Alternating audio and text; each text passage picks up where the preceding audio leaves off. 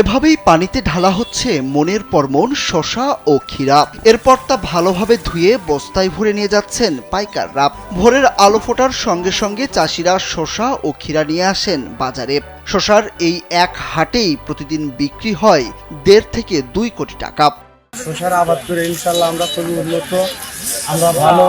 আগে 1 বিঘায় শস্য পাচ্ছি 2 থেকে 2.5 মণ শস্য, তার দাম 2 থেকে 2.5 টাকা। এখন আমরা এই কৃষক শসা গাড়ে অনেক উন্নত, এলাকার লোক খুব ভালো। খুব সুন্দর আবাদ হয়েছে, ফলন ভালো, ক্ষীরাগুলি খাওয়ার উপযোগী, বিভিন্ন জায়গায় বিক্রি হয়েছে। জেনেক্সে শিফট করো, লাইফকে লিফট করো। শসা ও ক্ষীরার এই বাজার থেকে প্রতিদিন প্রায় 30 থেকে 40টি ট্রাক ক্ষীরা ও শসা ভর্তি করে ঢাকা সহ দেশের বিভিন্ন প্রান্তে নিয়ে যায়। কৃষকরা জানান, চলতি মৌসুমের শুরুতেই প্রতি বস্তা ক্ষীরা 1000 থেকে 1200 টাকা দরে বিক্রি হয়েছে। তবে বর্তমানে বাজার দর একটু কম।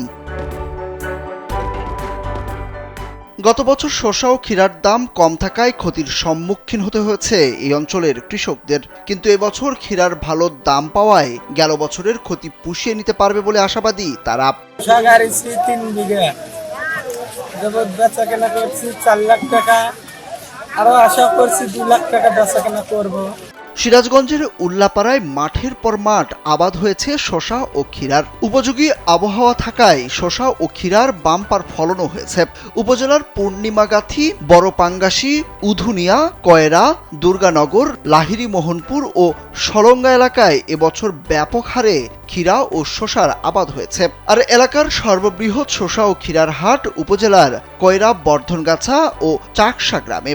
আমাদের 2 গাড়ি আমরা ভাগে ব্যবসা করি, 2 গাড়ি ক্ষীরা আমরা খুলনা পাড়াই, খুলনা, মৌতালা, এই সব বরাবর দিয়ে আমরা ঝিনাইদহ, যশোর, কুষ্টিয়া, পাবনা বরাবর আমাদের ক্ষীরা যায়। বিভিন্ন অঞ্চল থেকে শসা এখানে মনপুর আড়তে আসে, এখান থেকে আমরা বাংলাদেশের বিভিন্ন জেলাতে এই শসা আমরা আমদানি করে থাকি।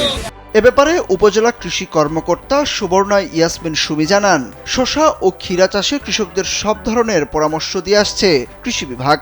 এখান থেকে প্রতিদিন ঢাকা সহ দেশের বিভিন্ন প্রান্তে আমাদের উৎপাদিত ক্ষীরা যাচ্ছে এবং কৃষকরা এই অল্প সময়ে যে পুঁজিটা ব্যবহার করে তারা ব্যাপকভাবে লাভবান হচ্ছে। আমরা কৃষি সম্প্রসারণ অধিদপ্তর উল্লাপাড়ার পক্ষ থেকে মূলত তাদেরকে টেকনিক্যাল যে পরামর্শ, যেমন গাছ সিলেকশন এবং রোগ এবং পোকামাকড় দমনে যে করণীয়, সেই বিষয়ে পরামর্শ একদম শুরু থেকে হারভেস্ট করা পর্যন্ত তাদের সাথে দিয়ে আসতেছে।